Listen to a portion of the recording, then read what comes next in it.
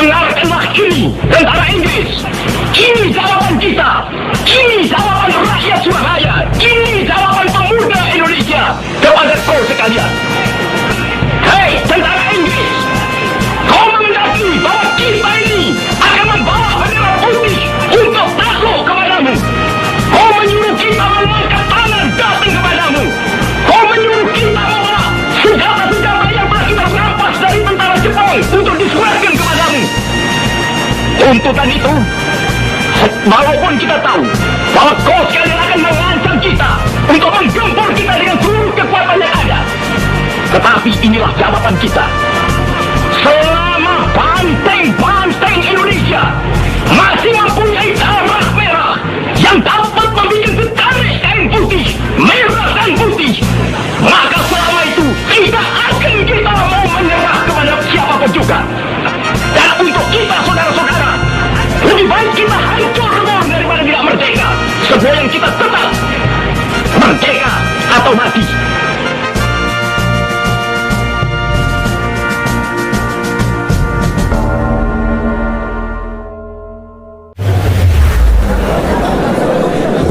Di mana aku? Tapi sepertinya aku tidak asing dengan suasana ini. Loh iya, ini suasana Kongres Pemuda 1. Karena kalian sedang bersamaku, yuk ikut aku. Kita jelajahi sejarah perjuangan Sumpah Pemuda bersama-sama. Pada masa itu, Indonesia belum seperti sekarang. Para pemuda dari berbagai daerah masih bergerak sendiri-sendiri. Di berbagai daerah, para pemuda terus berjuang melawan penjajah. Mereka berjuang dengan keberanian dan semangat yang sama. Namun, karena perjuangan dilakukan secara terpisah, perjuangan mereka belum mampu mengusir penjajah. Meskipun lelah, mereka tidak pernah berhenti bermimpi. Impian itu membuat mereka berpikir, meskipun berasal dari daerah yang berbeda, mereka memiliki tujuan yang sama. Dan untuk pertama kalinya, mereka memilih melangkah menuju persatuan. Untuk pertama kalinya, para pemuda dari berbagai daerah duduk bersama dalam satu forum. Mereka berdiskusi, bertukar gagasan, dan mencari jalan terbaik bagi masa depan Indonesia. Meskipun memiliki latar belakang yang berbeda, mereka mulai menyadari bahwa persatuan adalah kekuatan terbesar bangsa. Kongres Pemuda 1 memang belum menghasilkan Sumpah Pemuda, namun pertemuan ini berhasil menumbuhkan semangat persatuan di antara para pemuda Indonesia. Mereka pulang dengan satu keyakinan bahwa persatuan adalah jalan menuju kemerdekaan. Semangat itu tidak berhenti di ruang kongres pertama. Tahun ke tahun berlalu, hubungan antar pemuda dari berbagai daerah terus terjalin. Mereka mulai menyusun rencana untuk mengadakan kongres yang lebih besar.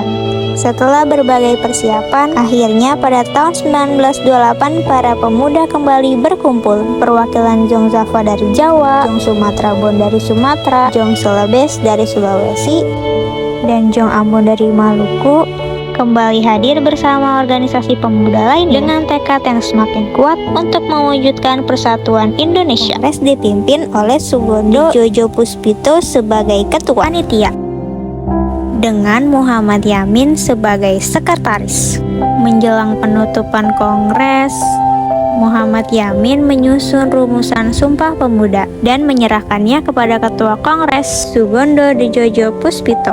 Setelah disetujui seluruh peserta, ikrar tersebut dibacakan dan menjadi tonggak persatuan bangsa Indonesia. Kami, putra dan putri Indonesia, mengaku bertumpah darah yang satu, tanah air Indonesia. Kami, putra dan putri Indonesia, mengaku berbangsa yang satu, bangsa Indonesia.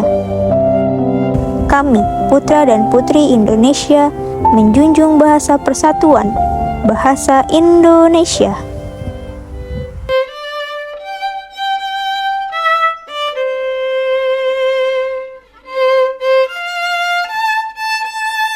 Dan begitulah berakhir perjalanan jelajah waktu kita hari ini. Dari Kongres Pemuda hingga lahirnya Sumpah Pemuda, kita belajar bahwa perbedaan bukanlah halangan, melainkan kekuatan untuk bersatu. Semoga semangat persatuan para pemuda tahun 1928 terus hidup dalam diri kita sebagai generasi penerus bangsa. Sampai jumpa di perjalanan sejarah berikutnya.